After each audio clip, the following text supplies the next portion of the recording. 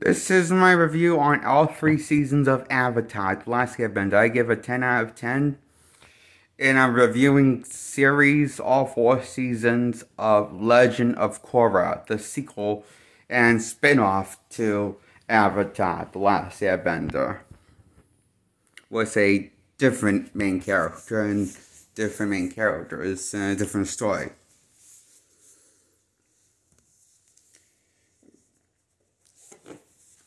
And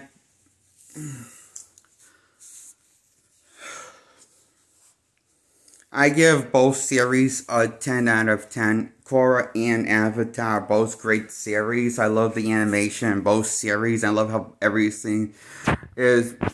I like how both is. I love the animation. I love the voice acting. Everyone does a good job. The entire characters. I mean, the entire cast of that play these characters do a great job. The voice actors do a great job. Everyone does a great job as the voices of these characters in both shows. For both shows, everyone does a great job. Even the side characters that went in there for every now and then, like the guy that's always losing his cabbages. And he returns, and even in Legend of Korra. And just to lose his cabbages again. For funny. Because it's funny. As a gag. It's a funny gag. And it works into the content of the show. It's funny.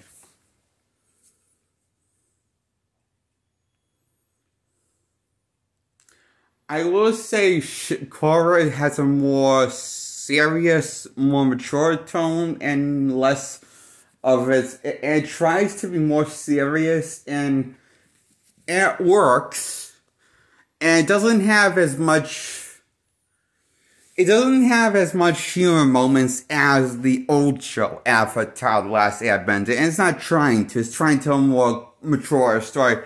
Which makes sense, I guess, because Korra's a much older character than Aang is, because Aang's is 12 when the series starts, and he's 12 for all 3 seasons. Keep in mind, because the whole seasons pretty much takes place in a year, it takes place in the same year, I'm pretty sure, on that.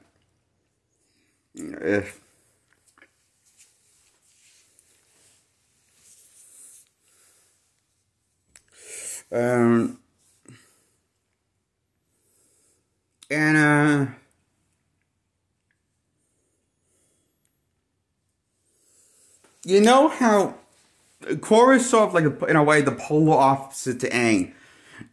Korra, the character, has like in a way, Korra Korra, she's a female, and she's also a bit of a hothead when we first meet her, unlike Aang, who has a bit of a low self-esteem ego.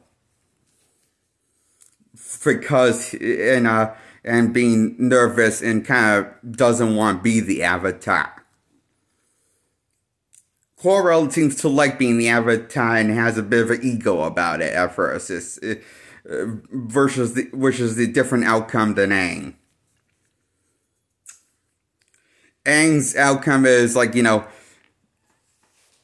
want to be the Avatar because he wants to be a kid and have fun like with the other kids. And gets rejected, and no kids wants to play with him anymore because he's the Avatar. None of the Airbender kids want to play with him anymore because they think it's not going to be fair to let him play because he's the Avatar now.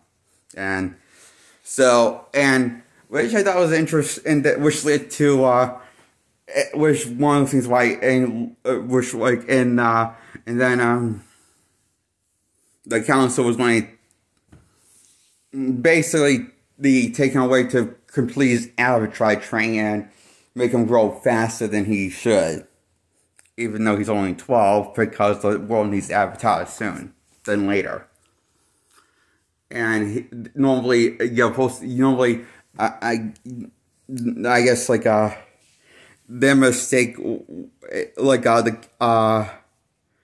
Uh, normally, like when it comes to Airbenders in the past that avatars, I guess it's usually they usually wait till they're older, like 18 or 16 when they're older, when they're but so it doesn't like I guess so you don't ruin the kid's life. That's why I guess they usually wait because that's pretty much what happened to him. His life got ruined because his childhood got ruined because once everyone knew he was the Avatar, they never no one ever really like letting ever take the time to be a kid once he except for his mentor. That was just the closest thing he had to a father figure. That was teaching him and also letting him be a kid at the same time. Different times, period of the day, he will start training, other times will let him play.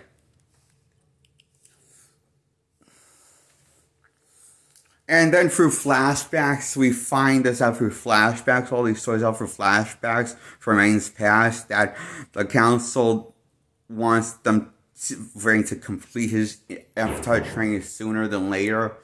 So, he is going to get taken away from this guy, supposedly. So Aang decides to run away, and in the middle of a rainstorm, and ends up getting frozen himself in the middle of the water. It ends up getting drowned in the water, and ends up getting hit by lightning, and then drowning with Soppa, and then frozen in water during the when to save Appa and him in the Avatar state together. He freezes them, and then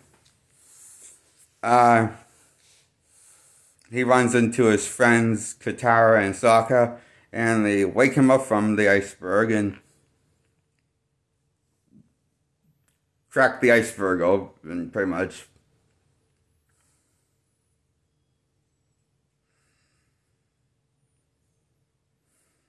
Playing with his... Get the iceberg, wake him up and beat him. And he becomes friends with the Avatar, and they find out later that he is actually the Avatar, but before they just don't know if he's just they don't know if he's working with they don't know really that much about her other than he's been on ice and he's a airbender. And been on ice for how long? We find out for over 100 years.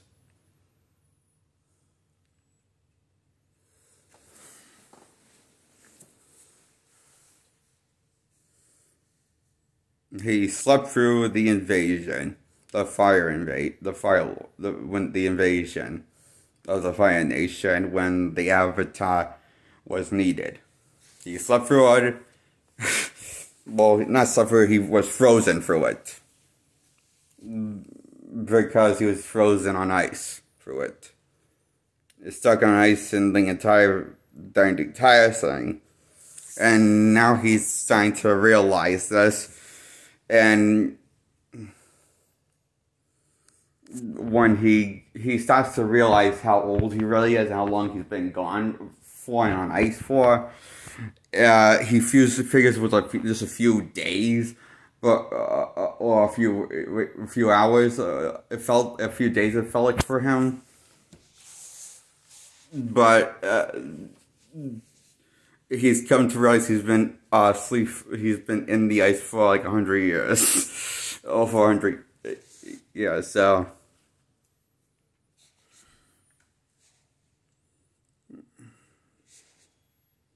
The 100 years, so, and the last Avatar was we find out was a firebender, and also was the Fire Lord.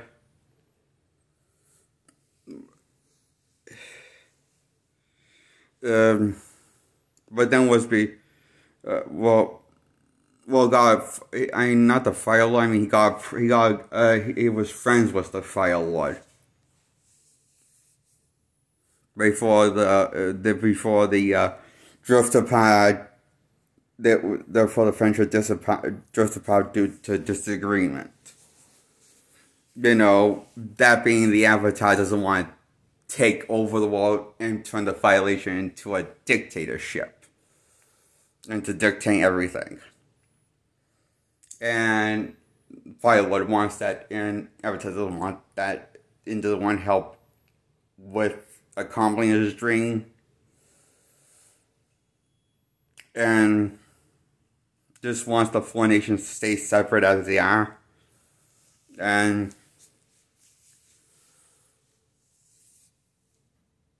the Fire Lord backstabs him when he's helping, when basically abandons him when he's has inhaled in too much gas from the volcano fumes that he's trying to save his island from, his home from burning.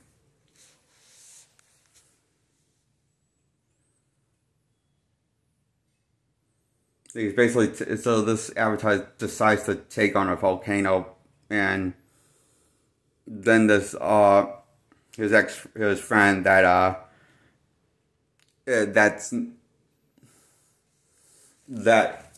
has basically, he's not seen him in how many years at this point in the story, comes to save him, only to betray him when the Avatar's inhaled too much toxic fumes from the smoke, and it's killing him. So lets him rot, so that he can begin the fire invasion. And now things all messed up like they are.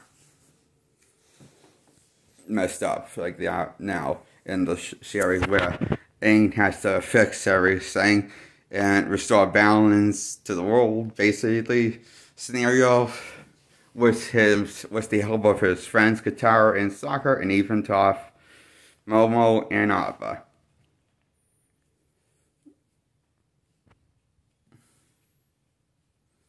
And he makes other friends along the way that help him along, like Zuko, who originally in the series starts off with hunting him only, and by season 3, they're close friends. By the end of the series, they become close friends, and by the end of season 3, was far different from what the relationship started out in the beginning of season 1. This is in season 1, he was just trying to hunt him, and for the Fire Nation, you know?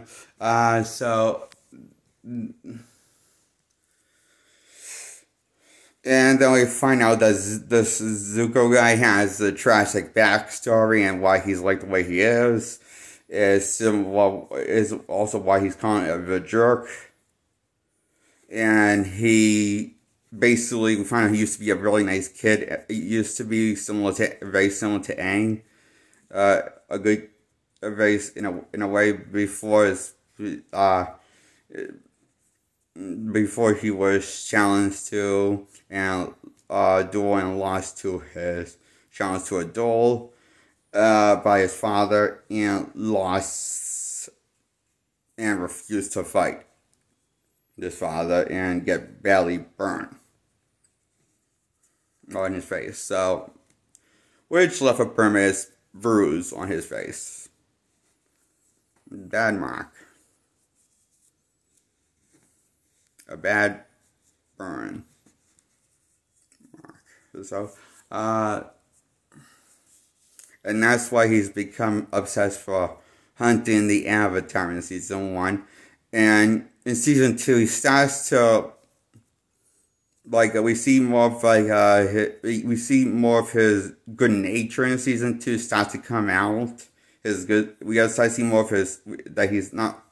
By season 2, he becomes more of a likable character, even though he's not exactly on the path of good.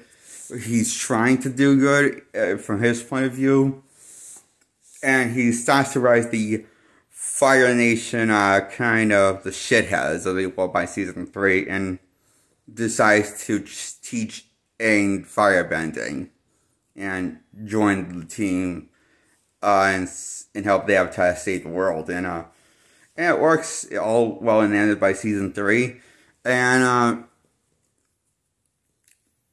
I like how at the end of the series, Aang decides to take away Fire Ozai's bending instead of killing him. I like the little character moment if he was having debate with that, if he should or shouldn't take a life, if he should or should not. And there's a bunch of all past avatars and everyone else except for this creature he comes across that he's been riding on the back of. He's been trying to find answers if there's any way that he can not take a life and spare this man, but do the right thing, but not take a life. And just, let him be in prison. And so there's basically creature shows and the way on how to teach him he can take away one's bending. And he basically shows him to do it, and I guess while he's in off screen, and because we see him take away the Fightless bending, and this really epic music is playing during this moment. It's like really cool. And he meets up with his friends, and he gets his happy ending. And he kisses the girl Katara, and he ends the series. And it kind of sets up another story in season 3, but that gets covered in a book. That story, like we can find out what happens to Zuko's mom if you look at the graphic novel they call it the Avatar, The Last Airbender, The Promise. It kind of fills in the gap. Where Zuko's mother was in. Well, 2 other books, graphic novels to that graphic novel. I haven't looked at yet. Man.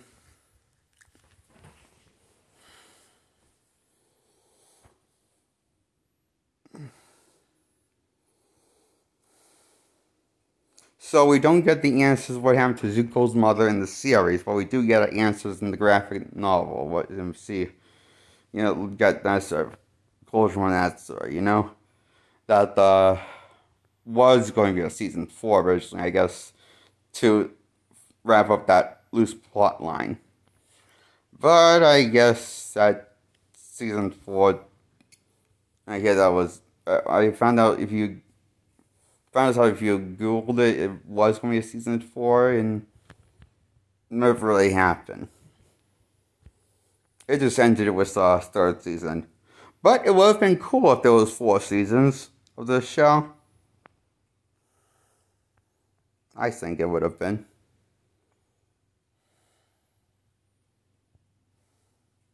We would have actually, probably because it would have been cool if in the 4th season we have, I think it would be cool to see I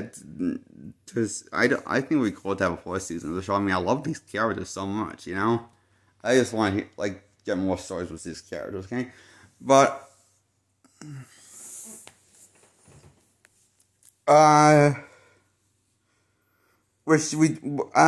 so that's my thoughts on Avatar: The Last Airbender show. Now we'll review The Legend of Korra. I give this a 10 out of 10.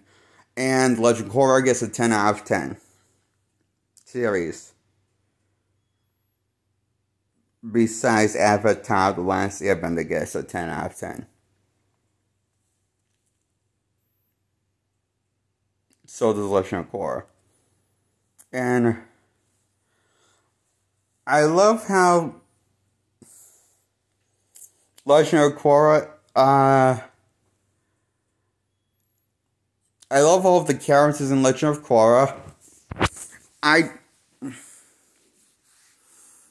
If I had to pick one show I like more, I think I like the show Avatar a little more than Korra, okay? I don't know which one. It's tough, though, okay? I like both a lot.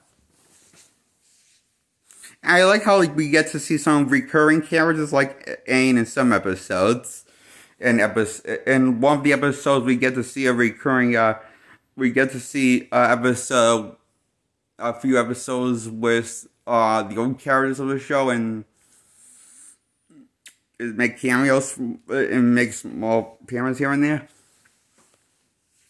And in the later seasons, Toph, elderly version of Toph, decides to help Korra with earthbending training.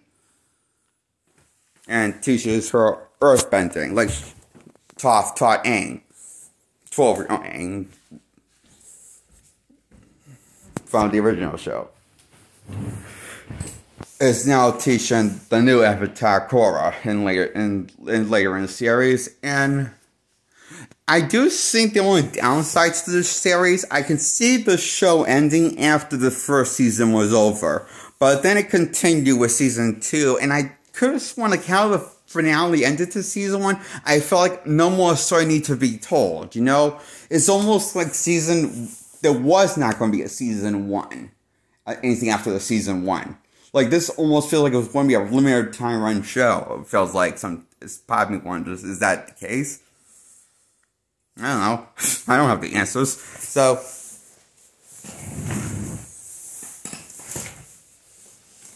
I just didn't got that feeling I never got that feeling with the first show.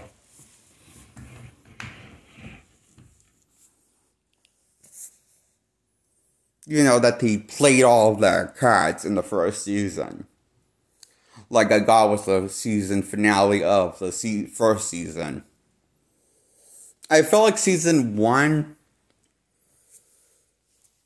of Legend of Korra, I mean, maybe it's just because the climax of the final episode of season 1 was just that good. And climax was that good of a finale.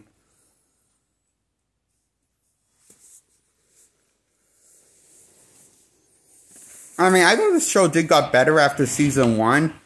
For Korra, I thought the show got better as it went along, like Avatar in many respects. And much like Avatar, the show got more serious as it went along. Korra did. But it got even more serious than season 3 of Avatar and season 2 in darker at times. And more mature stories got told even in Korra, I found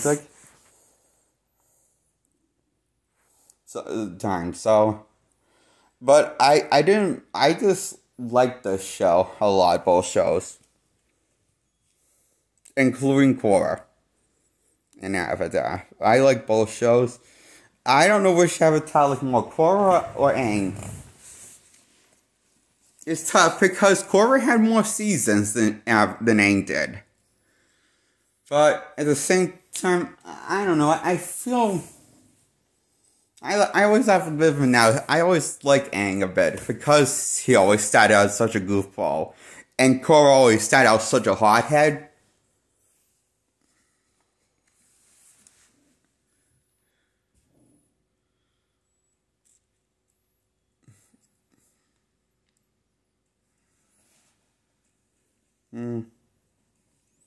A bit of an ego at first. It came across. I noticed. Korra in the beginning of the series has a bit of an ego and a bit impatient, always looking for fight things. Like a hothead. So that's her personality, and then she matures like Aang does. Like, you know how Aang was very annoying.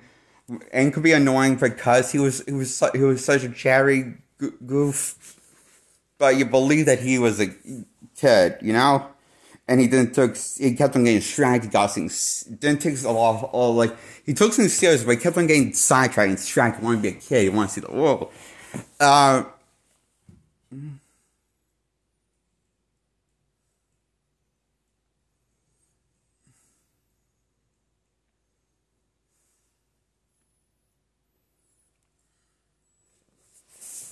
And, Korra's more like, she really wants to be the Avatar more than anything else, and, does have a big ego about it, of being the Avatar, and it takes, like, a teacher like Tenzin to basically,